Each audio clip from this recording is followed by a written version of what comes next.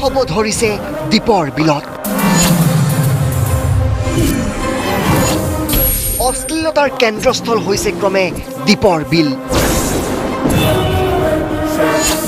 গোপন অভিসাৰৰ ঘাটি দীপৰ বিল এখন গাড়ী তিনিজন যুৱক দুই যুৱতী আৰু নিৰ্লজ্জ কাণ্ড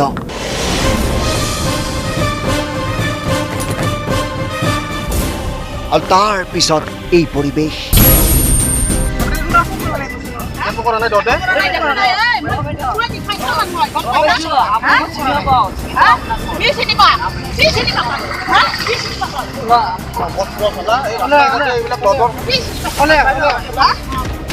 ৰাইজে আগুৰি ধৰিছে এখন গাড়ী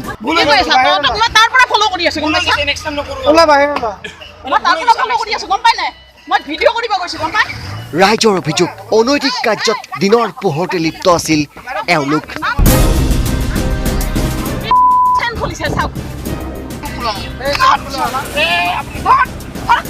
গাড়ীখনৰ ভিতৰত তিনিজন যুৱক দুজনী যুৱতী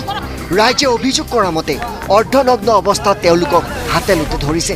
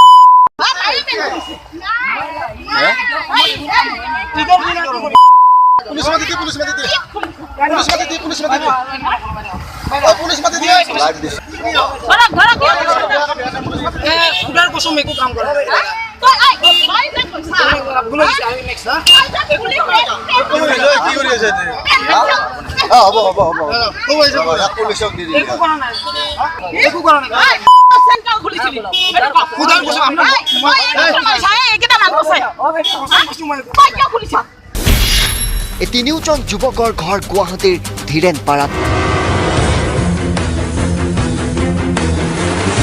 এই যুৱক কেইজনৰ নাম কেইটা হৈছে ক্ৰমে বাবু আলী ফৰজুল খান আৰু নুৰুদ্দিন খান ইতিমধ্যে ৰাইজে ধৰি বান্ধি আৰক্ষীক গতাই দিছে শেহতীয়াকৈ দীপৰ বিলত প্ৰায় এই ধৰণৰ ঘটনা সংঘটিত হৈছে এসপ্তাহ পূৰ্বে এক জঘন্য নাৰী নিৰ্যাতনৰ ঘটনা সংঘটিত হৈ গৈছে এইখন দীপৰ বিলতে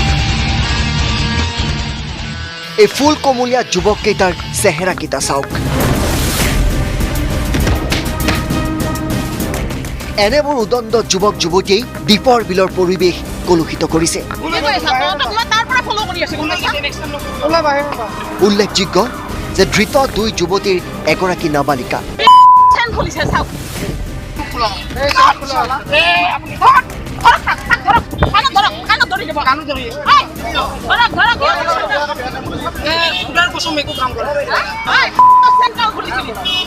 ব্যুৰো ৰিপৰ্ট আসাম টক্স